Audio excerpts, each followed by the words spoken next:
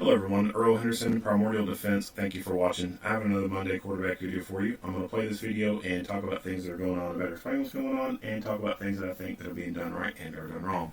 Here we go. The information, audio, and visuals you're about to see are intended to provide details of an officer-involved shooting which occurred on August 15, 2022 at approximately 5:26 a.m. in the 5700 block of Aquamarine Peak Way. An investigation into the use of force is department policy. At the conclusion of the attorney for independent review, Bakersfield Police Department officer experienced and did not encompass the entirety of the investigation, which since the adoption of body-worn camera, this footage is being released and graphic images, which may be at 5:20 a.m. Viewer discretion is advised. On August 15th at 5:20 a.m., the Bakersfield Police Department received a report that an unknown male subject was attempting to break down the front door of a residence. The following surveillance captures the actions of the subject, later identified as Martiniano Jimenez. During this video, one officer discharges his firearm, however no one was struck. There are also 2 taser device deployments.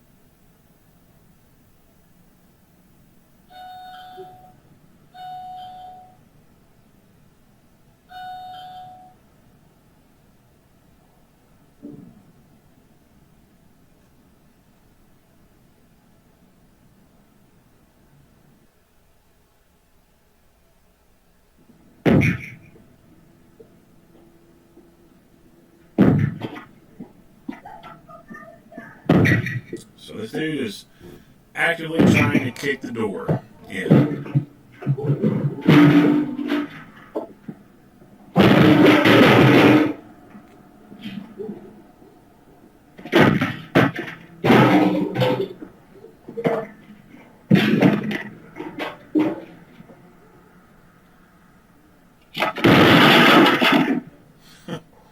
This dude's fucking pissed. So the officers are responding to, the information that this person is outside the house trying to break in. That means that there is the possibility that this could turn kinetic. Someone acting like this, trying to breaking into a home, the people who are in the home, if this person comes in, those people are justified in using deadly physical force to protect themselves. Most states, that's a given. Like, motherfucker comes in your home like that, unwelcomed, they force their way into your home, that's green light. Like, that is, I wish this was 100% statement, but I don't think that in the majority here in the U.S., you're going to find a jury who's going to find you guilty of shooting someone who breaks into your fucking home, right?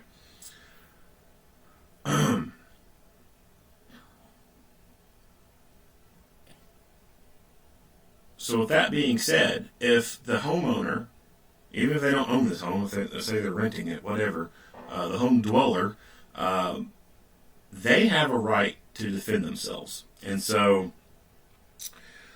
let's talk about home defense, right? Your front door. A lot of residential doors are kind of easy to kick in. Some not so much, depending on door frame construction and door construction and whatnot. It is best to use very long screws on the strike plate, on the door frame where the little knob from the door, it clicks into that spot. Use very long screws to screw that in. A lot of times those little kits come with very short screws, and it can be super simple and easy to kick a door, and those screws give way and break and come loose. The longer the screw, the better, because it goes deeper into the frame. There are kits that you can get. There are strike plate I forgot the terminology for it. They're long. They're like 3-4 foot fucking long, and so at that point where that little notch goes into the door frame there, it extends like a foot up or two and a foot down, and it has multiple points along there to screw long screws into and anchor that thing down into the door frame.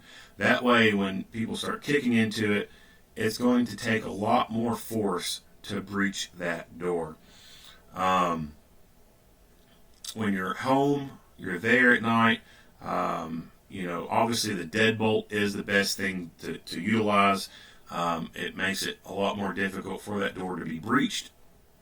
And then also, you can have other devices in place as well. You can have a chain device put on there. You can have a device that you basically put, it's like a wedge. It's like a long stick that you wedge up under the door handle, and it has rubber on the bottom side, and it wedges itself in place, and it makes it difficult to push the door open. There's a product out there that you can essentially drill a hole right there in your floor, and right there in front of the door in the floor, and then drop a metal rod down into it, and right there at the opening of the door, it's going to be extremely difficult to keep that door open. So there's different things that you can do to beefing up the security of your door when you're there at home at night. Obviously, while you're gone, you can't have all the extra stuff on there. The only extra thing that you can have on your door is your deadbolt. And the deadbolt can go a little bit deeper into the door frame. It's a little bit thicker, a little bit beefier. And that's really where your strike plates and the long bolts, or not long bolts, long screws come into play in beefing that thing up, making it difficult to get through.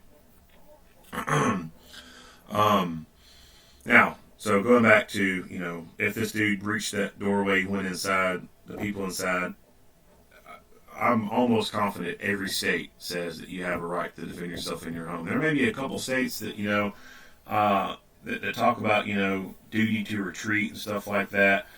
Even then, if it happened in the household, like, I can't think of any egregious incidents, news articles out there talking about where someone who was in their home defending themselves against an aggressor was prosecuted. Like, as rabidly liberal some places are, I just have not heard of that. Now, I have heard of people going a little excessive in their force, and then they went after them on that aspect.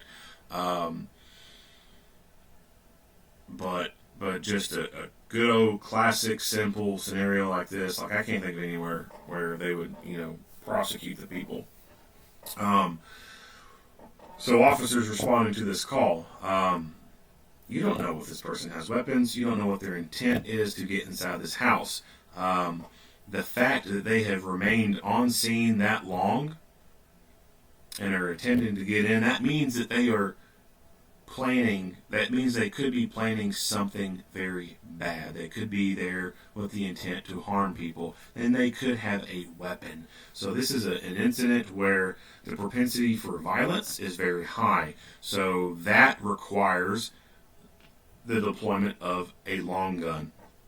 So while these officers are en route to this call, I think that it would be pertinent, advantageous for them to pull over to the side of the road real quickly, get their rifle out, charge it, put the sling around their neck, and then proceed to the call. That way, when they get on scene and they dismount from that vehicle, they've got a rifle in hand and are able to use that if this thing turns deadly. It's a whole lot better to have a rifle in a potential gunfight than to have a pistol. Rifles dominate gunfights. Rifles stop gunfights a lot faster than pistols do.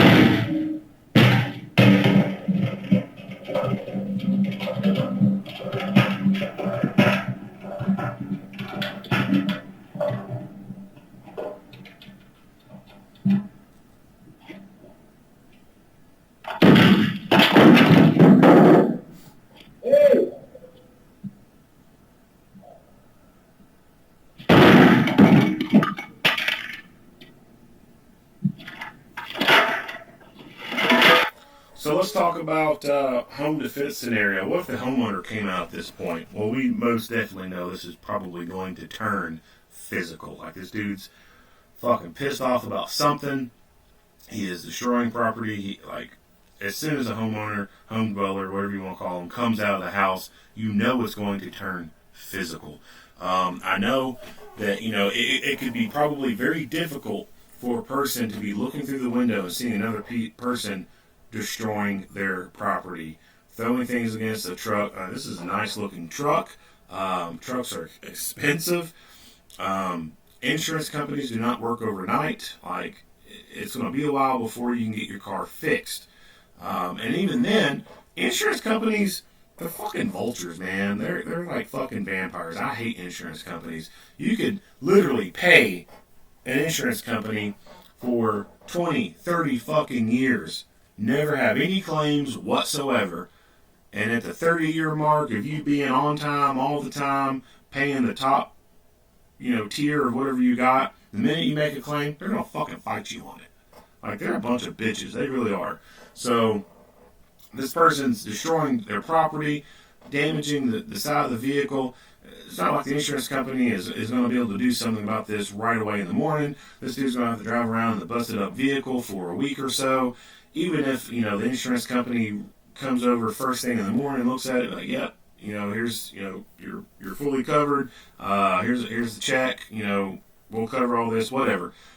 Even if that were to happen, it's going to be a while before a body shop can get that vehicle. And then, on top of that, what the fuck are you going to be driving while your car's being fixed? So, yes, it's certainly understandable that a person looking out their window, seeing all this shit going on, their stuff being destroyed, that it would be very difficult for them to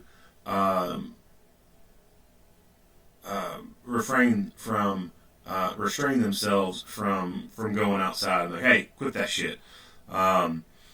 Even having a gun. So you go out that door with a gun in your hand, you're bringing a gun to a fight.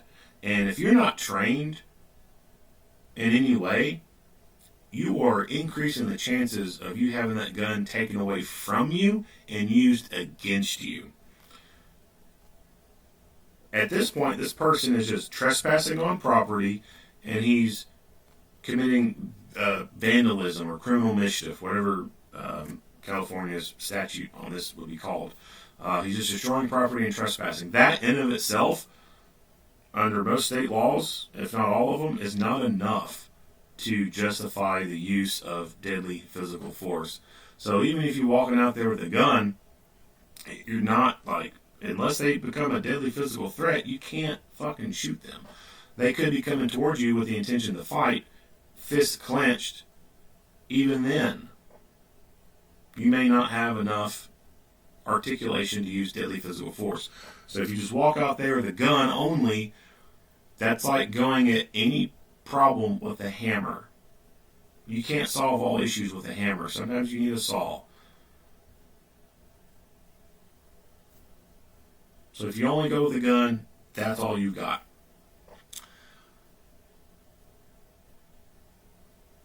So in this kind of scenario, you're just going to have to sit there and watch these people destroy your shit. I know that fucking sucks, watching, stuff that you worked hard to get. There's not that many jobs out there where people just get to contain their work life to just 40 hours. Very few places are just 40 hours. A lot of places, so many people work so much overtime, works weekends and nights. People work hard for their shit. And for someone to be out there fucking destroying it, yeah, I get it. You're going to be pissed off, full of piss and vinegar, ready to go out there and fucking make things right. But don't do it. You're most likely not trained to deal with anything. You're going to go out there with a gun in your hand. You don't have the ability to put a gun in your holster, secure it. Even if you do have a holster, it's not going to be a security retention holster like what police or security officers would be using. It's going to be able to be easily taken from you. You're most likely not going to have any other less lethal option. You're not going to have most likely any hand-to-hand experience. You're just asking for trouble if you go out there and confront a person like this. Now, If you got like a big ass fucking bear spray can and you walk out there and you just fucking hose that son of a bitch down, that's one thing. Now, you got to consider the fact the wind and that stuff could blow back on you and you become contaminated. So you still got to know what you're doing, even if you have a big-ass can of pepper spray. Taser, same thing. You got to know what you're doing. And the consumer model tasers that are sold out there, they're just a one-shot thing. And they're not made to carry a reload very easily. So and even the police tasers, which are set up to be more optimal for engaging people like this, even those have a failure rate. So that's not always a 100% guarantee. So the common citizen, like I said, it's just not a good idea to go out and confront people like this. It's just going to lead to a situation where it is most likely that you could lose the physical fight and die, or you do something and then you end up losing the legal fight, and then you go away to Concrete City for a very long time.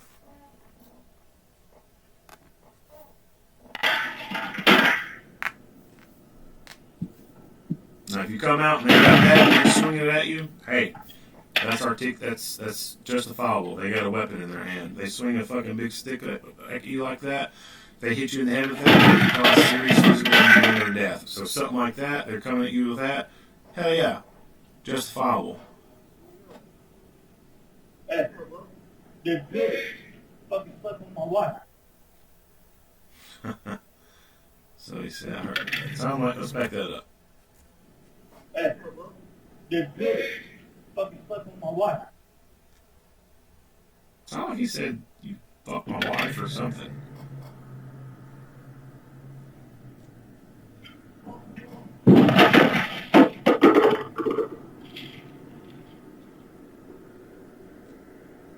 Hey, yeah.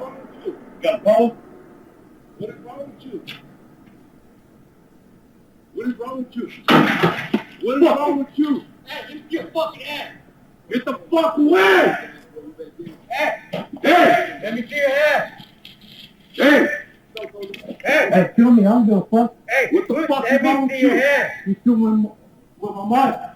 Hey, the wrong fucking house. Get back here, man. Fuck your mom. Get back here. Hey, let me see your fucking ass. Hey! Kill me! Hey! Kill me! You ain't see your fucking hand. Fuck. Fuck you, get the fuck back. Get the fuck back. Kill me. You want to fucking kill me now, eh? Hey, get back. Hey, go ahead. I can't let you do it. Hey, get back. Do it. Get the fuck back. Back. Okay, all right. Come on. Get back.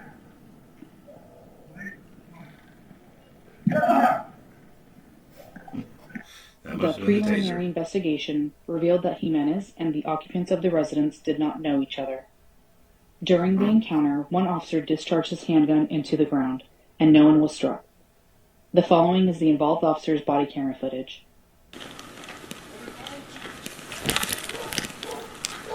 So that's kind of odd that they don't know each other. It could be that this person thought this was someone's house, that, you know, did something with his wife or something. I don't know. He just got it mixed up. The dude could be, you know, on drugs, whatever. But, yeah, it's kind of odd that they don't even know each other and he did that much shit to their house. Hey, let me see your fucking hands! That's what I'm saying, bro. Hey! Hey! Let me see your hands! Hey! Go, Kobe. Hey! Hey, kill me. I don't give a fuck. Hey, let me see your hands! He's killing with my mom. Hey, but, hey, get back here, man. Fuck your mom. Get back here. Hey! You hear me? Let me see your fucking hands. Hey! Kill me. Hey! Kill me. Let me see your fucking hands! Fuck. You're gonna threaten me in my life? Fuck you. Get the fuck back! Hey, back. Get the fuck back! Kill me. You better fucking kill me in my head. Hey, get back. Hey, go ahead. I'm down, dude. I can't. Radical, do it. Do it, Radical. Do it. Get the fuck back! That's fucking blanks. Come on. Let's back that up. Hey, I'm down, dude. I can't. Radical, do it. Do it, Radical. Do it. Get the fuck back! Fucking blanks, come on. Get back! Blanks, come on.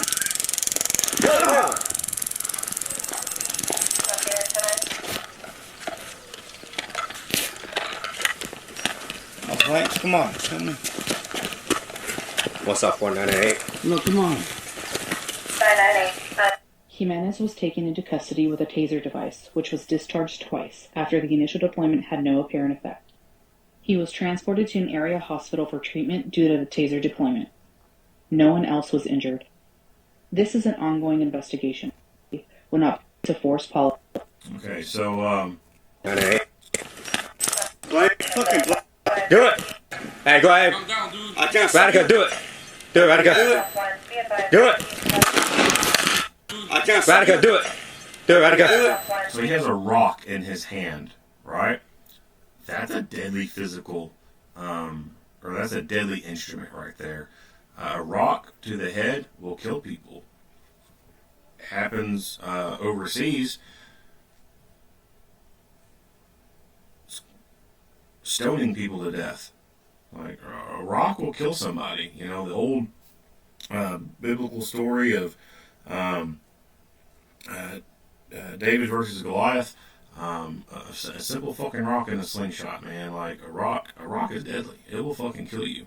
If it does not kill you, it can knock you out, render you unconscious. And then if you're unconscious, you're not able to defend yourself. You're not able to stop a person from stomping your fucking face in. You're not able to stop that person from grabbing your gun. So this officer was completely justified in using deadly physical force against this guy, even though what people would say is all he had was a rock. Alright, if you feel that it's just a rock, how about you let me throw a rock at your fucking face? Let's get you to stand right there in front of me, no mask, nothing. Let me throw a rock at your face if you think that it's just a rock. I guarantee you there's no one who will willingly do that. Not a fucking person. Unless it's like some, stupid ass Johnny Knoxville kind of person.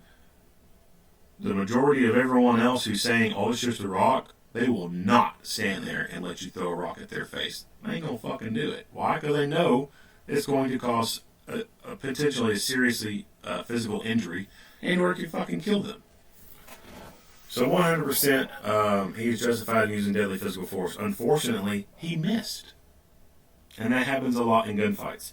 I'm not saying it's acceptable or anything like that. I'm just saying it happens. There are missed rounds in gunfights. And this is one of the reasons why I said earlier, you go into a call like this where you know that there's propensity to violence, there could be something deadly going on, it's best to have a rifle. So if this officer would have had a rifle out, most likely he would have been able to get a round on target. If he had a shotgun, most definitely he was going to be able to get pellets on target. Do it! Get the fuck back! Fucking blanks, come on. So he shoots at the guy, does not hit, and the guy thinks that he's just shooting blanks out of his gun.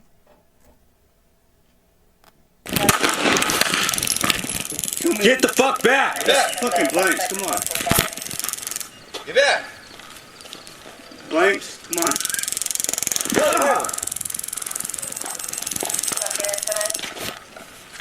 So the first taser deployment did not result in NMI, neuromuscular incapacitation. He's still walking around.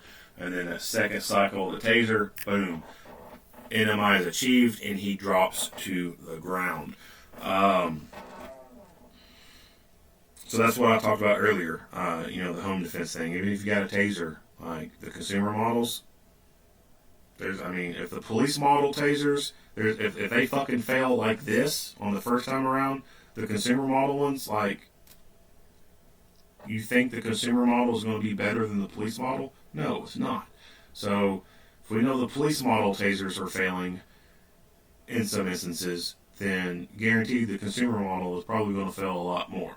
So, NMI, neuromuscular incapacitation, why the first one didn't work, I don't know. I'll back it up and we'll play it again, see what we can hear. I can't. Radica, do it! Do it, Attica. Be advised. Do it.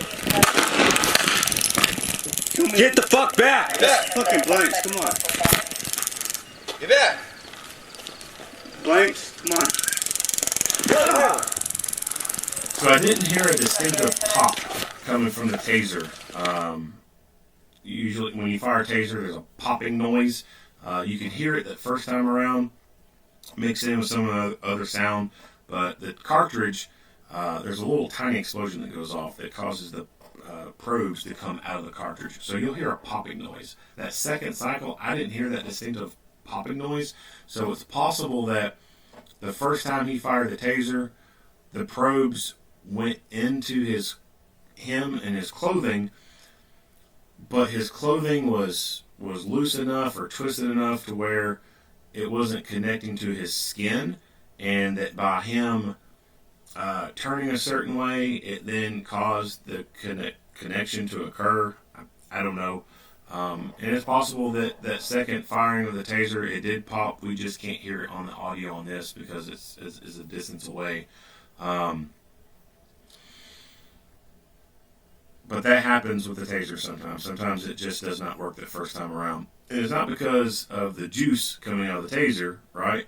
It's because of probe connection. Either the probes are too close to each other, one probe hits, one probe misses, both probes hit target, but due to clothing, baggy clothing, thick clothing, there's a clothing disconnect, and it just does not connect to skin and delivers the cycle into the body. So those are the issues with why, tasers don't work. Sometimes the cartridges don't work. Like there have been dead cartridges out there before. Pull the trigger, gun sparking, right? Like it's sparking like normal, but the cartridge is just fucked up. Like it don't go pop.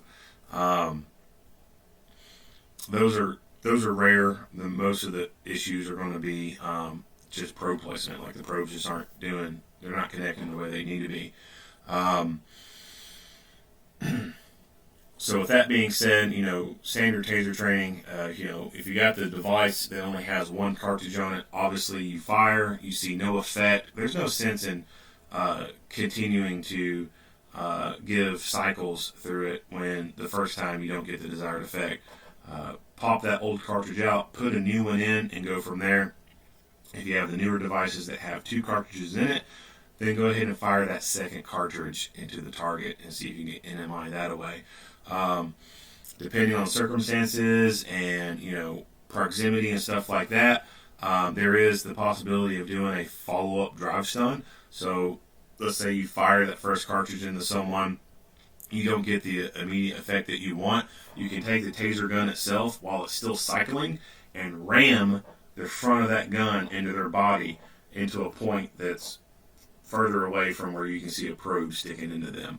And that's going to, majority of the time, complete the circuit, so to speak, and cause NMI, neuromuscular incapacitation.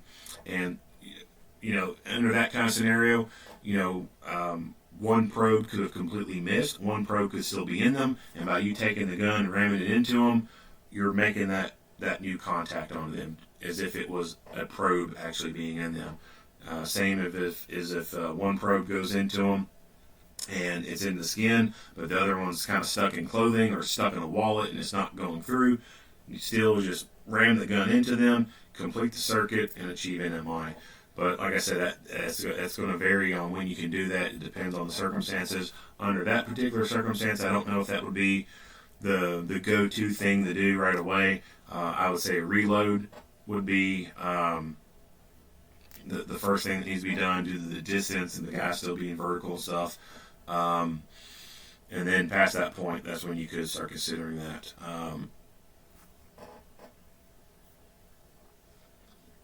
Under this one, I probably would just drop taser and go to OC at that point. Or these officers could communicate. Let's say that second one didn't work. The officer with the gun out said, hey, take lethal cover, go in the taser. As soon as that taser officer puts taser away and gets lethal cover out, then this officer can get his taser out and try it. Or the dude's right there in front of him, both hands are empty. Fucking do the man dance. Fucking get in there, drill his fucking head, punch that motherfucker straight in the goddamn nose, light his ass up. I think hand-to-hand stuff is something that, although it's trained for, it's just not utilized a whole lot. Dude's right there. Hands are empty. Yeah, he could have something in the waistband. But you know what? Close the gap. Close the distance. Just fucking drill him right in the fucking face. Fucking jack that jaw. I think that's a lost art in a sense in society. I just don't think people use their fists enough anymore. Not saying that everything can be solved with fists. Sometimes you got to use tools, but sometimes the right thing to do is just punch someone right in the fucking face. And that can solve a lot of problems. Not much else to say about this video. If you like what you hear and see, go ahead and give me a like and a share. If you haven't already, hit that subscribe button and stay tuned for more Monday quarterback videos. Earl Henderson, Primordial Defense, thank you for watching.